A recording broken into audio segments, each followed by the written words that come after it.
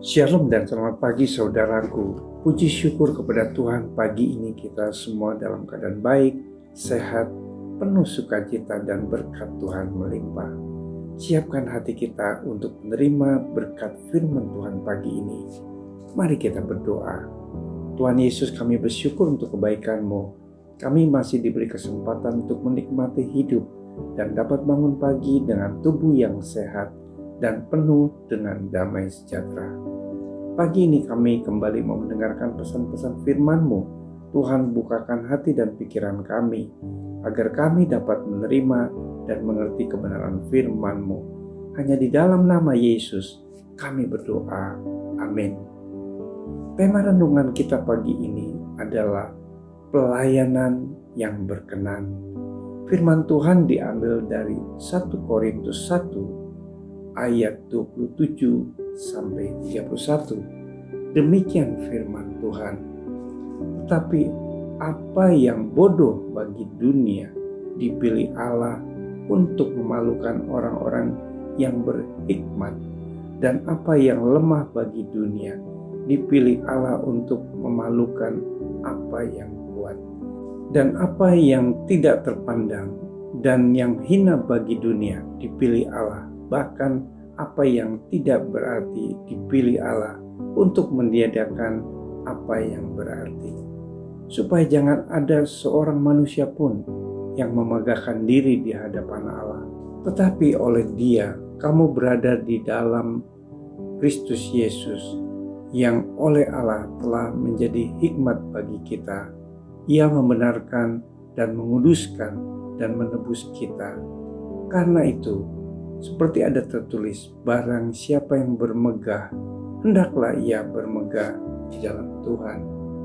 Saudaraku, pelayanan kita akan dikenan Tuhan dan mendatangkan penghargaan darinya apabila kita melayani Dia dengan penuh kerendahan hati. Ada banyak orang Kristen menjadi sombong ketika sudah terlibat dalam pelayanan. Tidak sedikit dari mereka yang mau melayani pekerjaan Tuhan asalkan pelayanan tersebut terlihat oleh banyak orang. Secara kasat mata mereka tampak melayani Tuhan, tapi sesungguhnya motivasi pelayanan mereka adalah untuk kepentingan diri sendiri, mencari pujian dan pengakuan dari manusia. Pelayanan yang berkenan adalah ia harus makin besar, tetapi aku harus makin kecil. Jadi pelayanan yang benar haruslah berorientasi, berpusat hanya kepada Tuhan, Sang Empunya ladang pelayanan. Saudaraku, dalam melayani Tuhan, kita tidak bisa mengandalkan akal atau kekuatan sendiri. Kita harus senantiasa mengandalkan Roh Kudus. Sebab melayani Tuhan itu tidak berbicara tentang kemampuan atau kehebatan seseorang. Jika ada orang yang berbicara, baiklah ia berbicara sebagai orang yang menyampaikan firman Allah.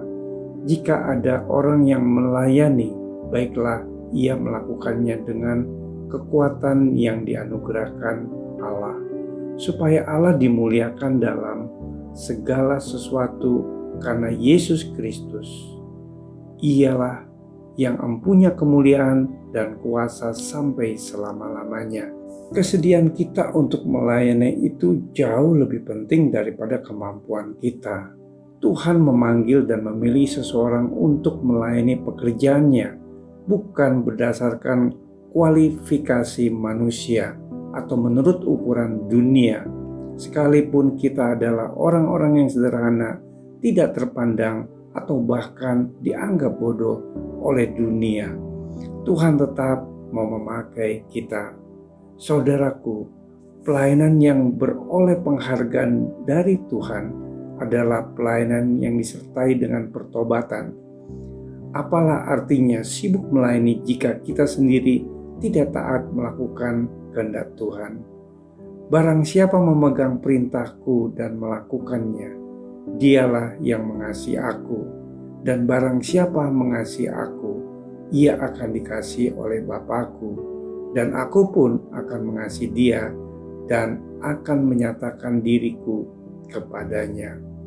Upah besar Tuhan sediakan bagi setiap orang yang melayani Tuhan dengan penuh integritas. Mari bersatu dalam doa. Tuhan Yesus, terima kasih untuk renungan firman-Mu pada pagi ini. Suatu kehormatan bagi kami boleh menjadi pelayan Tuhan. Roh Kudus, bimbinglah agar kami memiliki hati yang taat, setia, dan rendah hati dalam melayani Tuhan. Di dalam nama Tuhan Yesus kami berdoa.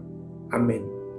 Selamat beraktivitas. Tuhan Yesus memberkati.